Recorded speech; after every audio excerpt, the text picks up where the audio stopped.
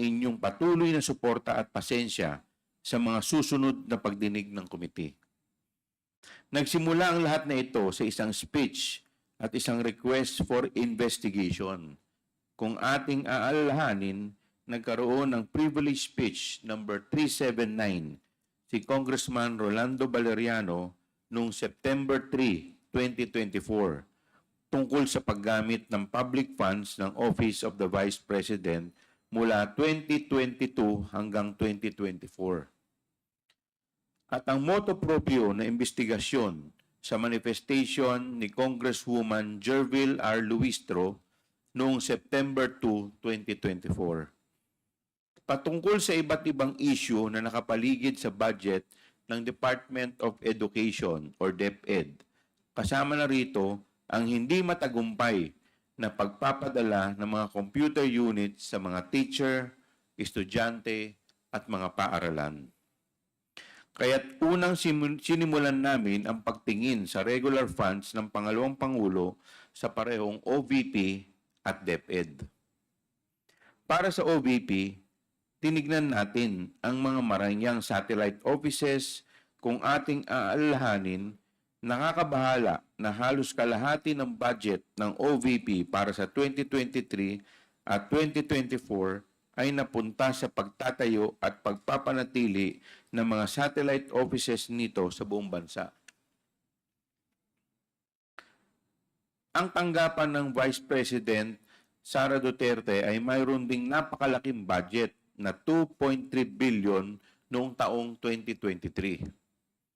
At dahil sa mga hindi maipaliwanag na gastos, noong 2024 ay kinailangang bawasan ang budget ng kanyang opisina sa 733.2 million. Ngunit para sa taong 2025, muli siyang humiling na bigyan siya ng 2.37 billion pesos.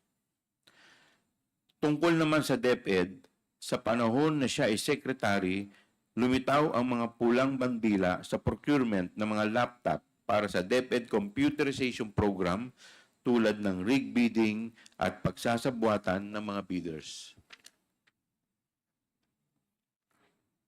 Siya rin ay hindi nakapaghatid ng laptop na nagkakahalaga ng 9 billion para sa mga programa ng e-learning ng DepEd na tila isang napakalaking pagkukulang sa panahon na lumalalang pangangailangan para sa mga kagamitan ng edukasyon. Ngunit sa ating pagdinig at pagsusuri ng budget utilization ng DepEd at OVP, paulit-ulit lumilitaw at pinaka nakakabahala ang mga issue patungkol sa confidential funds. Napakalaking halaga po ang perang ito. Sa OVP, mula 4th quarter ng 2022 hanggang 3rd quarter ng 2023, mayroong nagastos na 500 million worth of confidential funds. Habang sa DepEd naman, mula 1st quarter hanggang 3rd quarter ng 2023, ay may 112.5 million pesos naman. Suma total ay may 612.5 million pesos, higit kalahating bilyon ang hinawakang confidential funds ng ating Vice Presidente. Natural bilang mga mambabatas na may mandatong masiguro na nagagamit ng wasto ang pera ng taong bayan, paulit-ulit rin naming naitatanong, saan napunta ang confidential funds? Sa ating pagsusuri, lumitaw ang mga sumusunod na kakulangan o gaps sa ating batas. Number 1, ang halaga ng Fidelity Bond para sa Special Disbursing Officers or SDO ay napakababa kumpara sa pondo na kanilang hawak. Tulad ni SDO Gina Acosta na may approved amount of bond na 8 million pesos pero ang kanyang amount of accountability ay 500 million pesos. Si SDO Edward Fajarda naman ay may approved amount of bond na 4 million pesos pero ang kanyang amount of accountability ay 50 million pesos. pagpapatibay ng mga patakaran ng COA tungkol sa budget at mga technical resources. Pangatlo, pinaka nakakabahala rin ay tila walang maayos na sistema o paraan upang masiguro o ma-check o audit ng COA na nasa wasto ang paggasta ng mga confidential funds. At ikaapat, malinaw na mga alituntunin sa mga detalye na dapat isama sa physical and financial plan na dapat ding suriin ng mga ahensya ng pambansang gobyerno at hindi lamang sa Department of Budget and Management. Gayon din, ang kinakailangan ng pagsusumiti ng mas detalyadong ulat under oath ng mga accomplishment and liquidation reports kasabay na ang mga ebidensya ng accomplishment na ito. Sa terminong confidential ay tila ginagamit bilang isang panakip upang itago ang katotohanan mula sa atin. Para sa kaalaman ng lahat, ang confidential funds ay hindi discretionary allowance o funds ng isang ahensya. Hindi siya secret funds. Siguro po, panahon na upang harapin natin ang katotohanan na hindi lahat ng mga nahalal o nalalagay sa posisyon sa gobyerno ay pwedeng basta-bastang pagkatiwalaan. Kailangan pa rin ng safeguards pati sa confidential funds sapagkat hindi maiiwasan na may mga nagtatakang gamitin ang pagka-confidential nito upang itago ang impormasyon at pag-aabuso sa tiwala ng taong bayan. Ginagamit nila ang salitang confidential upang magbigay sa atin ng peking ilusyon na kahit ito'y lihim, ang mga pondo ay ginastos ng tama. Ngunit bakit kailangan pa itong itago sa mga taong tunay na nagpondo nito? Ang mamamayang Pilipino ay may karapatan malaman kung saan napunta ang kanilang pinaghirapang pera. Para sa akin, kapag nagamit na ang confidential funds para sa kanilang layunin, wala nang dahilan upang hindi maging bukas at maging transparent. Walang mawawala kung sila'y mag-uulat kung paano ginastos ang mga pondo dahil tapos na rin naman na yung confidential operations kung saan ito pinaggamitan. Sa ngayon, naghahanda na po kami ng 2 batas upang masolusyonan ang ilan sa mga pagkukulang na natuklasan natin. Una, an act regulating the allocation and utilization of confidential and intelligence funds imposing penalties for misuse and misappropriation o ang Confidential Intelligence Funds Act.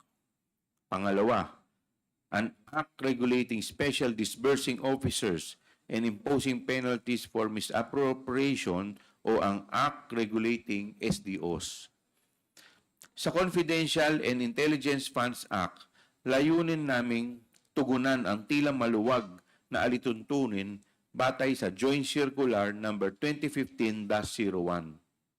Sa mga hearing, nakita natin na pinapayagan ang mga resibo na may pirma lamang at hindi mabasang sulat kamay mula sa mga hindi nakikilalang tao bilang patunay ng liquidation. Panahon na upang magpatupad ng mas mahigpit na mga alituntunin sa paggamit ng mga confidential fund para sa mga confidential na gastos. Bagamat mahalaga ang mga confidential funds para sa pambansang seguridad, dapat itong balansehin sa tungkulin ng gobyerno na protektahan ang paggamit ng pampublikong pondo at ipatupad ang kinakailangang pagbabago sa batas, kaya taimtim naming hinihiling ang pag-aproba ng panukalang batas na ito.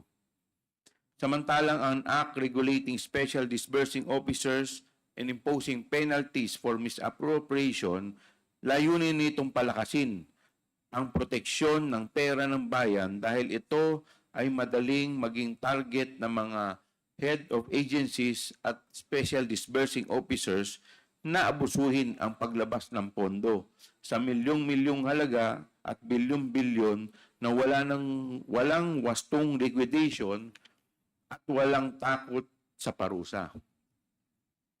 Muli rin naming bibisitahin ang mga patakaran ukol sa fidelity bonds at ang inaprubahang halaga ng bond ng mga HOAs at SDOs dahil nakita naman natin kung gaano kalaki ang pagkakaiba nito na tila nawawala na ang kabuluhan, ang layunin ng pagpapataw ng bond mula sa simula.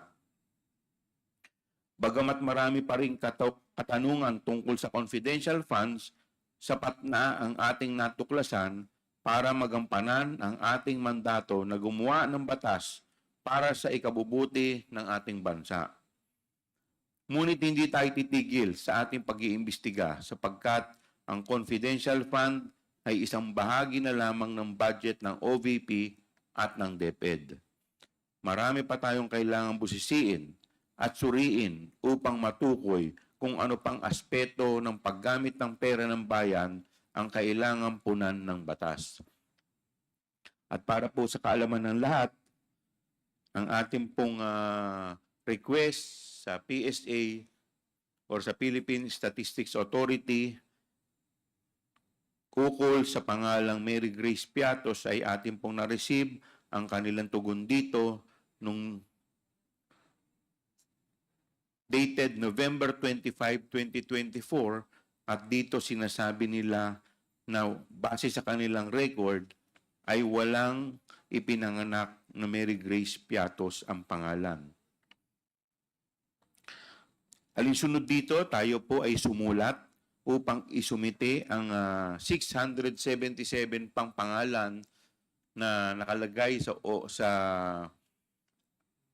acknowledgement receipt ng DepEd kung saan tayo po ay binigyan ng tugon ng Philippine Statistics Office dated December 8, 2024 at dito kanila pong sinasabi na out of 677 individuals, 405 ay walang birth certificate o walang record sa birth certificate o pwede nating sabihin na non-existent.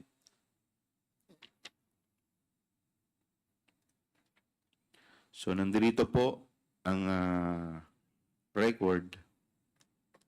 Muli, maraming salamat sa inyong oras at sama-sama tayong magsikap para sa mas mabubuting batas para sa bayan.